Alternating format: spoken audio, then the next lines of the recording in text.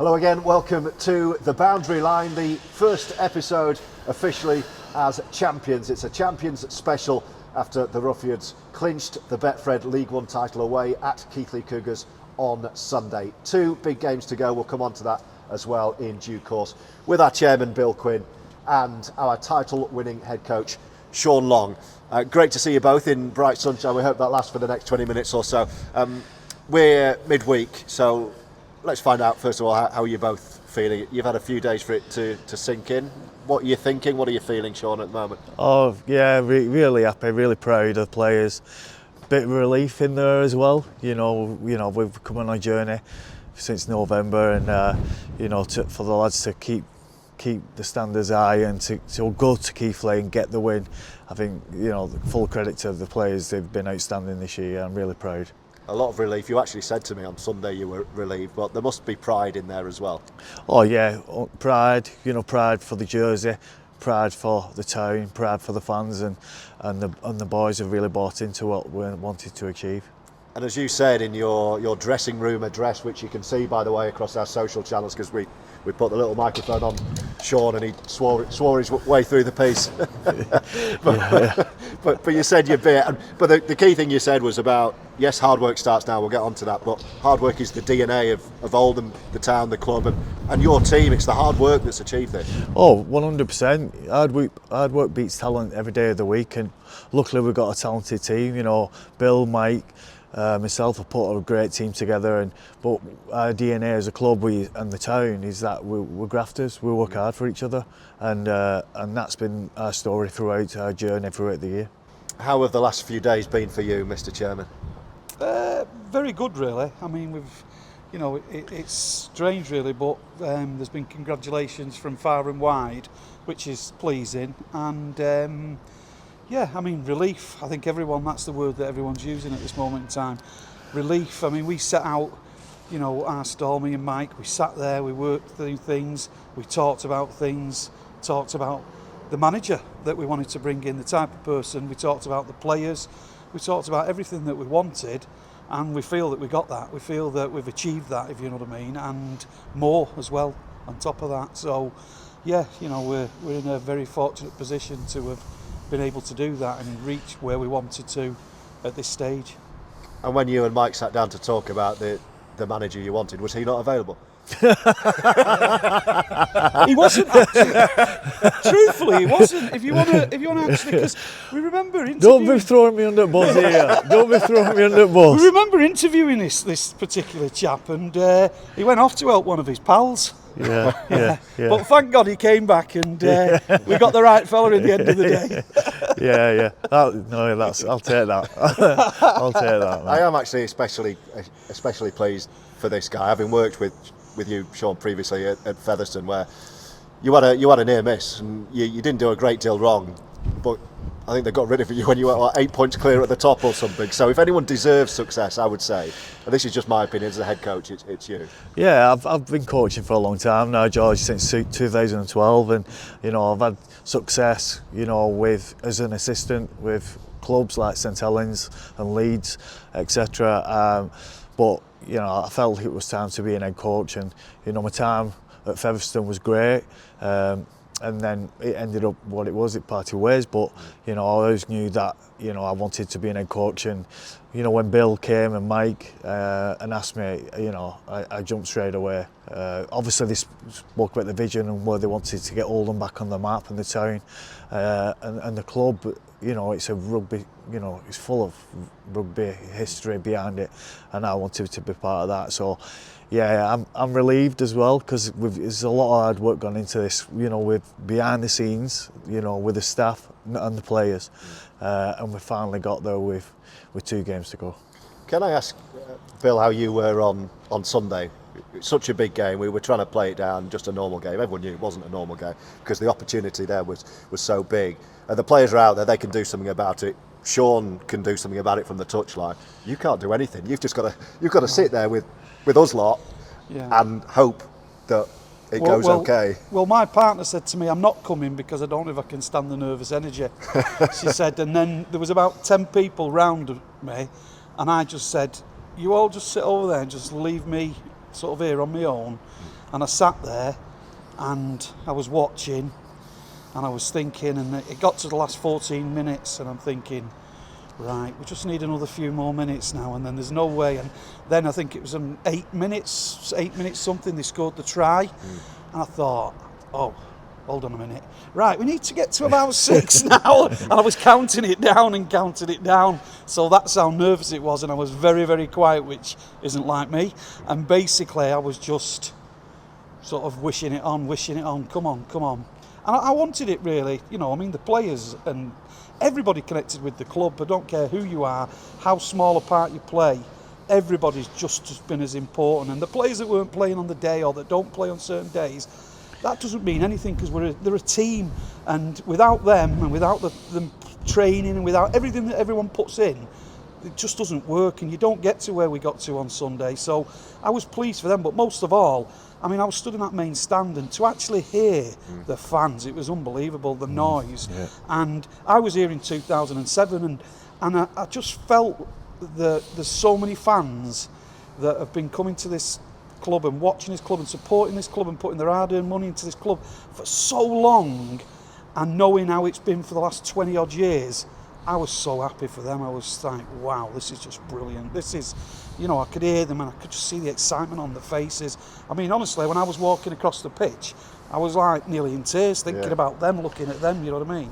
That's how it got to me.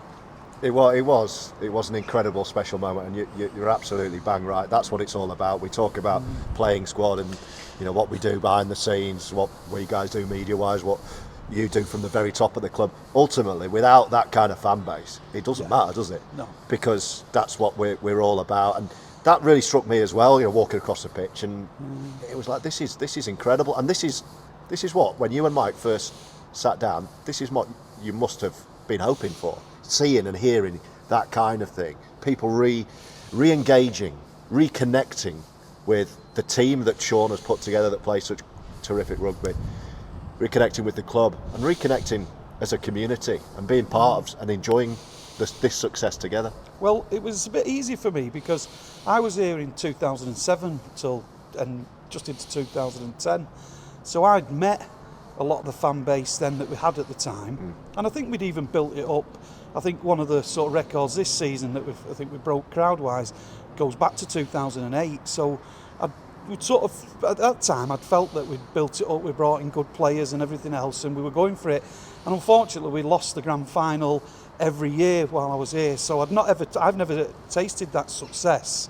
But what I had done is I'd met a lot of fans, and when I'd left the club, I did have numerous clubs. I even sat down with the chap at Salford and really discussed going into Salford at the time, and you know. But there was something inside me that always wanted me to, like, I felt like, not just unfinished business, but I felt like I know that there's more at Oldham. I know that I could do. I felt like it was a sleeping giant, and I felt if the right people I always felt if the right people got hold of Oldham, it's endless what could happen and the opportunities here. So that's probably one of the main reasons why I came back when I did. You know, with Mike and everybody else, and jumped in, and you know, the rest is history so far. And the feedback you must have had in the last few days, or you tell me, I'm sure, and you got involved, you went and, you know, saw the fans, had a drink with them, that kind of thing. The messages and response you must have had since must have been very positive. Oh, it's unbelievable, you know what I mean? I just think that people, not just the Oldham fans, I'm talking about people at other clubs, people outside this town, and congratulations from people, you know, who are saying, fantastic to see Oldham on the up. We want Oldham back in, you know, even, you know, the likes of St Helens and Wigan fans and different people saying, how great would it be to have Oldham? And I think people outside of Oldham are starting to believe it, not just the people inside Oldham, that, hey, hold on a minute, something is happening at Oldham and something could happen. And, you know, ultimately that's what we're here for, and that's what we want to do, that's what we want to achieve, and this is the first step. This was the first step. Yeah. You know, we didn't jump beyond that, we jumped beyond, we have to get out of League One, and this is what we have to do, and we have to work through it, and we got to where we wanted really in the end. So what about the next couple of weeks? There's 2 games left, Sean. You won't want to let the standards drop, I'm sure.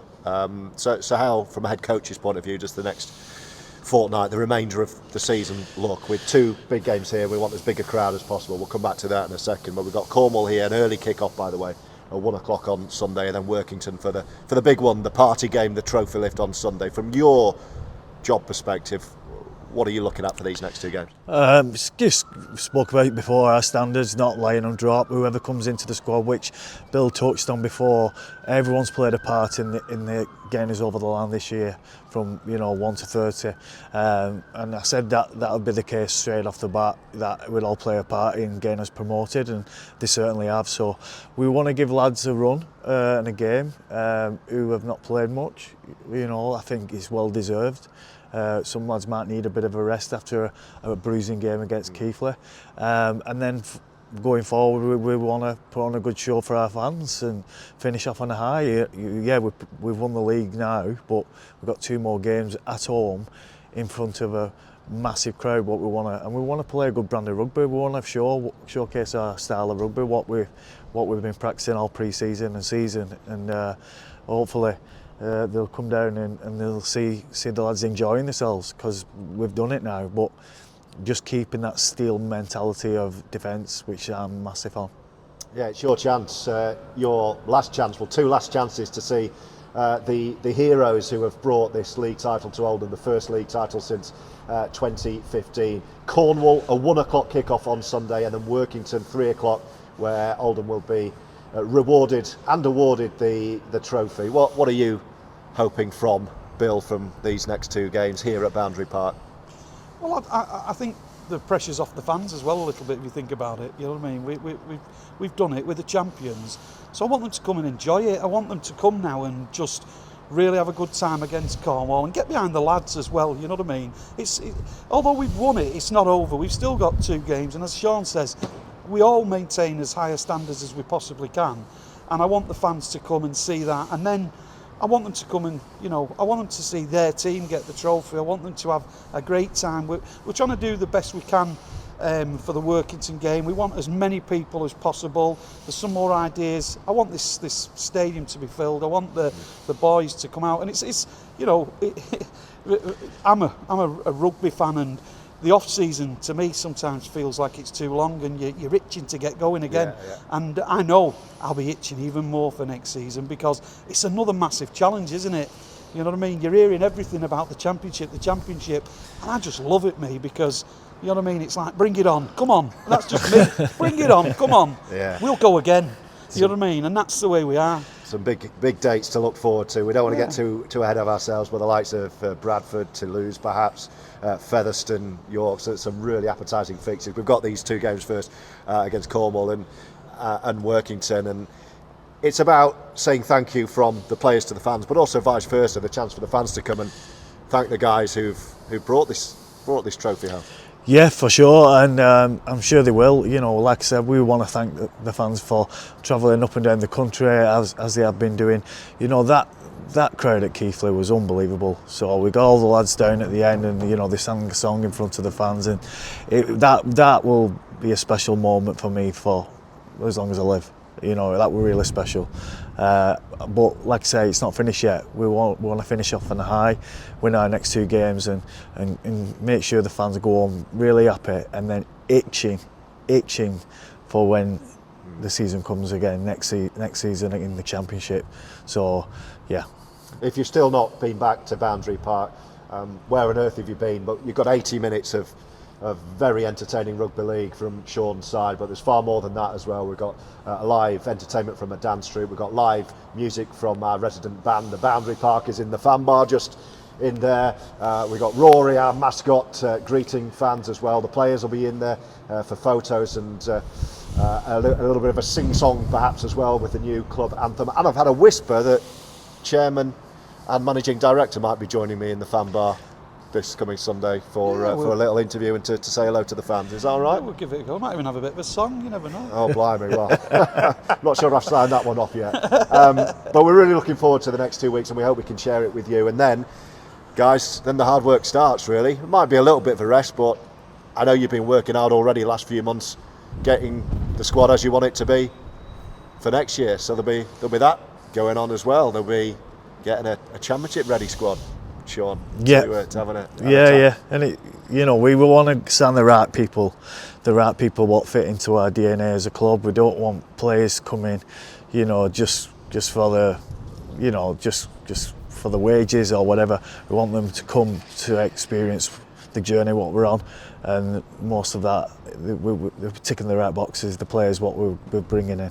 And last time we spoke to you and Mike Ford on the boundary line a month or so ago, Mike said you were almost there with where you want the squad to be. Is that? Are you there now? That's Mike says that, but he also then says, which frightens the life out of me, you never stop recruiting, you never stop, and I think to myself, yeah, you're right, Mike, because I've come to know you never stop. Yeah, so yeah, we're nearly there. But that word nearly can really stretch. And, we'll bring in, as Sean said, we're always looking.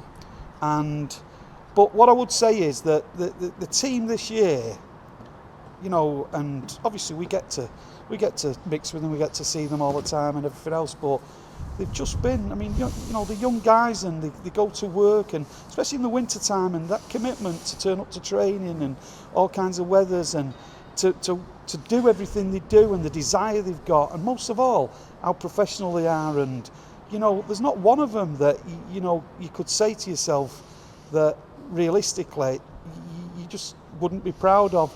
They've just been so fantastic. And when I was here last time, we had great players and good players and everything else, but I didn't see that camaraderie and that togetherness of a squad that Sean and Brendan and all the backroom staff have managed to sort of gel together. And a little bit, that's what you want with the players coming in. You're hoping that you've got that same mentality again, as Sean just alluded to. Because, again, it'll be such a great squad again next year, and, away we go. That's probably the hardest part of your job as well, that having such a brilliant squad, a depth of it assembled by Bill and Mike. But you're the one who's got to keep them all happy when they're not playing. Yeah, for sure. But it is my job. But we have fun when we come here. We have fun when we're training. We have fun when we play. But we work hard. That's the main key. We work really hard for one another. There's not one lad gone out there and let the teammate down. And if they do, they pull them up and get on with it. Next job mentality. But they've been outstanding. And it'll be a different challenge next year. Different beast going into the championship. It is a tough league. I've coached them there, obviously. So it's going to be a little bit different, shall we say? But we're confident that we can hold our gloves up. Gentlemen, it's been great having you on this week's episode. 2 games to go. Do you want to finish with the big sell for getting down here? 1 o'clock kick-off against Cornwall, and then the following week to see the trophy lift against Workington. Yeah, Bill. I just think there's such a good feel factor now, and for all those that haven't come down, as you said before, George, just get down and have it's Sunday afternoon, and you're just going to have a great time. See these champions that we've got here, and they want to see you guys and thank you guys, and there's just going to be a real fun, happy atmosphere, great rugby, great day, everyone together. Then obviously the Workington game, you've got the award ceremony, and we'll have a few more things, and hopefully a hell of a lot more people here, and I won't miss it anyway. That's because you have to be here as well there, Bill. Yeah, listen to Bill. We hope to see you. Plenty more celebrations planned as well, as Bill alludes to, in September. Details of that to follow, so make sure you're across our social channels and here as you're watching us on YouTube on Roughyeds TV. But we hope to see you on September the 1st against Workington, and definitely this coming Sunday, a 1 o'clock kick-off, remember, bank holiday weekend here against Cornwall. We'll see you then.